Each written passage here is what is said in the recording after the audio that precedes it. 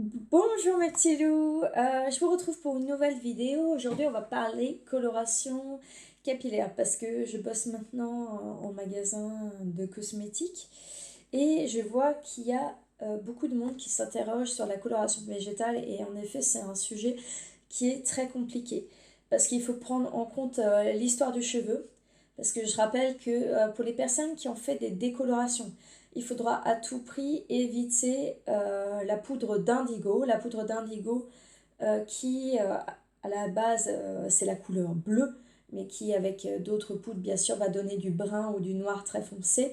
Il faudra éviter l'indigo pour les personnes qui ont subi une décoloration, parce qu'une décoloration, c'est enlever la couleur du cheveu pour en mettre une autre à la place. Et en fait, c'est comme si on avait du jaune.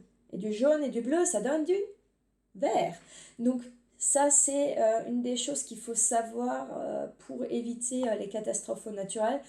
De toute façon, en ce qui concerne la coloration, je vous conseille toujours d'essayer sur une mèche, de voir le résultat et ça permet d'estimer le temps de pause. Parce que le temps de pause du henné, il est compris entre 30 minutes vraiment pour juste des reflets jusqu'à 3 heures pour que ce soit vraiment intense. Et c'est quelque chose qui est difficilement prévisible. Ça dépend de votre couleur de cheveux, ça dépend de votre porosité, à quel point le cheveu va absorber la couleur.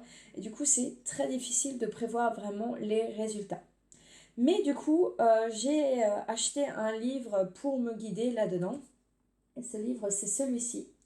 Donc, bon, ça s'affiche à l'envers, hein, je vois, mais c'est la coloration végétale, du coup, qui est de Bénédicte Boidron et de Véronique Montel, qui sont vraiment deux spécialistes du domaine.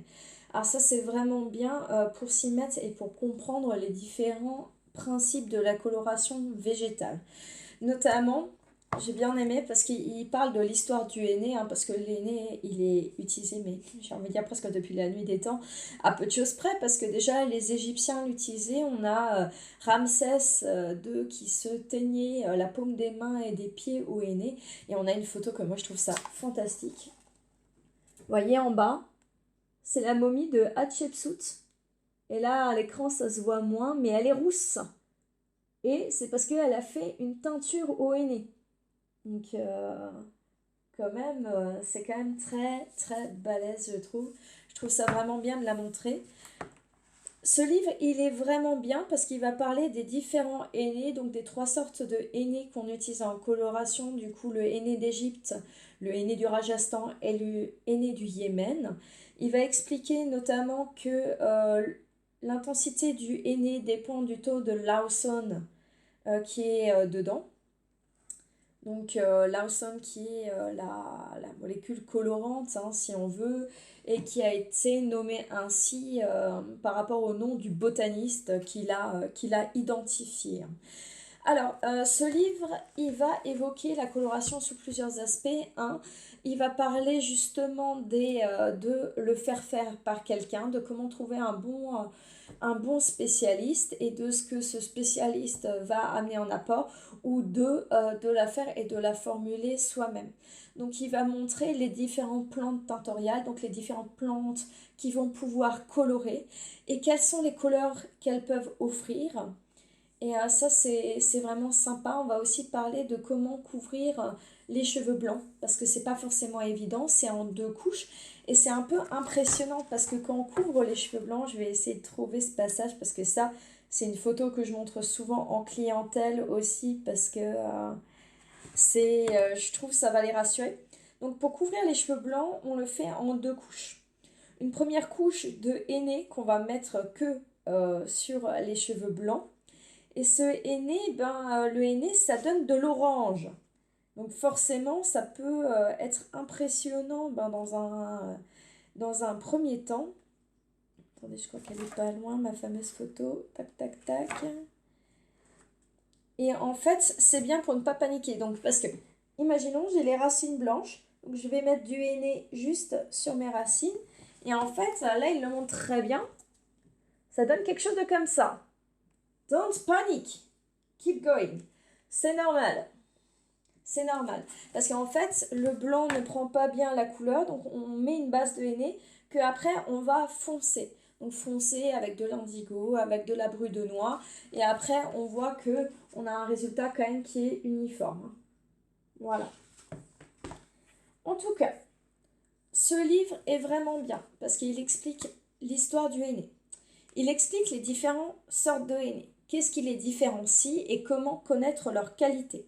Il va aussi parler des plantes tintoriales, des couleurs primaires et de qu'est-ce qu'on obtient quand on les mélange. Il va donner aussi toutes les règles de sécurité.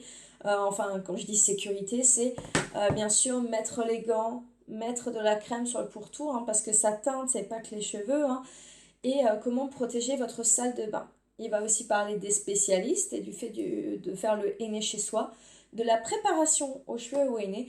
Par contre, pour ceux qui veulent des recettes, vous n'en trouverez pas. Il n'y a pas de recettes dedans.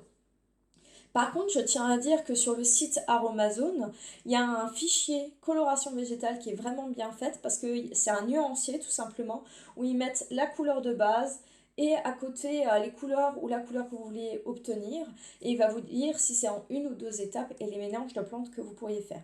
Donc si vous voulez lancer dans la couleur végétale, ça peut être pas mal pour connaître les bases.